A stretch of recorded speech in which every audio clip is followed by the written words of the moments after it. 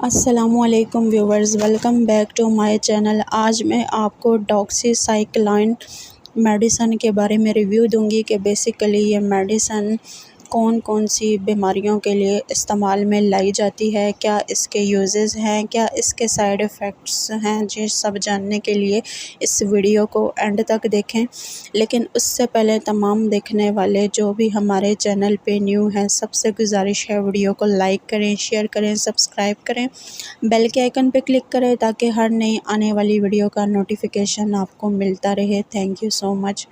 बात करते हैं डॉक्सीसाइक्लाइन। डॉक्सीसाइक्लाइन क्या है? ये एक एंटीबायोटिक के तौर पे इस्तेमाल की जाती है और इसमें 100 मिलीग्राम के कैप्सूल्स होते हैं। This medication is used to treat bacterial infections in different parts of body, used in pimple and abscesses that are caused by rosacea, also known as acne rosacea और एडल्ट एक्ने। यानी कि ये एक ऐसी medicine है जो कि bacteria के इन्फेक्शन को रोकती है आपके जिस्म के काफ़ी ज़्यादा हिस्सों में, और पिंपल्स जो चेहरे पे हो जाते हैं लड़कियों के, या स्किन के इश्यूज़ होते हैं, उसके लिए ये बेस्ट है। ये है इस मेडिसन का इंट्रोडक्शन।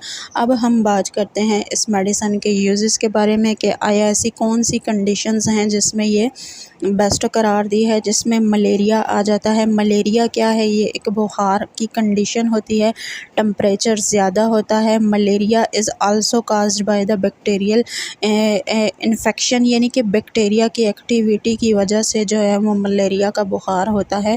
तो ये जब भी हो तो आप उस कंडीशन में भी इस मेडिसन को यूज़ कर सकते हैं।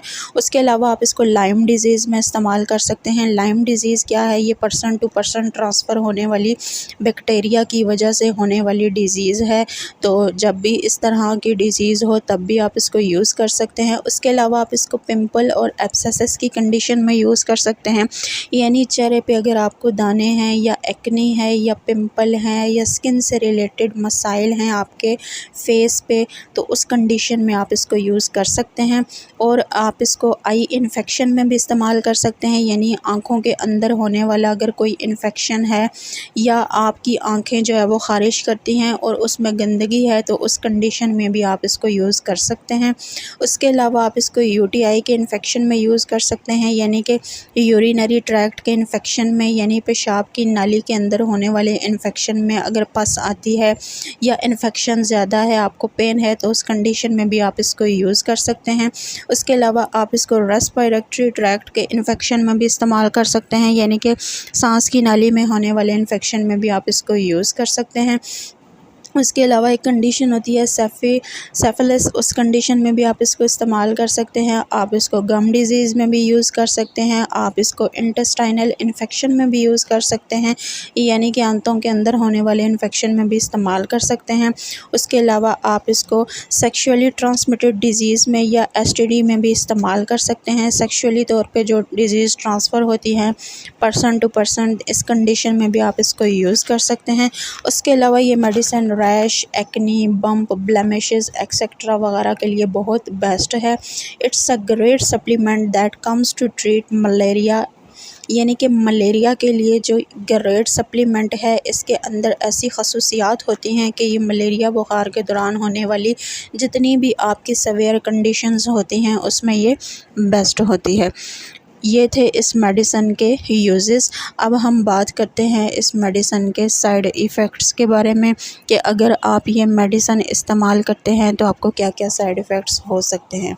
इसमें आपको डायरिया हो सकता है, इसमें आपको सोर थ्रोट हो सकता है, ड्राई माउथ हो सकता है, यानी कि मुँह खुश्क हो सकता है, इचिंग यानी कि ख़ारिश हो सकती है, एंजाइटी यानी कि बेचैनी हो सकती है, बैक पेन यानी कि आपकी पुश्त में पेन हो सकता है, पेल स्किन, आपकी स्किन पीली हो सकती है, लॉस ऑफ एपिटाइट, आपको भूख में कमी हो सकती है, नाज़िया हो सकता है। उसके अलावा ब्लडेड विजन यानी आँखों का धुंधलापन, हेडेक यानी सर के दर्द हो सकता है। उसके अलावा चेस्ट पेन हो सकता है, शॉर्टनेस ऑफ ब्रीथ यानी सांस लेने में आपको प्रॉब्लम हो सकती है। उसके अलावा जो है वो आपको जो रेडनेस हो सकती है आपकी स्किन के ऊपर, हाइव्स की कंडीशन हो सकती है, डिस्कलरेशन ऑफ स्किन हो सकता है। उसके अलावा आपको अनयूजुअल ब्लीडिंग हो सकती है, फेस, थ्रोट और आई की स्वेलिंग हो सकती है। ये थे ओवरऑल इस मेडिसिन के साइड इफ़ेक्ट्स। अगर आपको हमारी वीडियो पसंद आई हो तो हमारे चैनल उस्मान मदनी साहब को सब्सक्राइब करें। Thank you so much.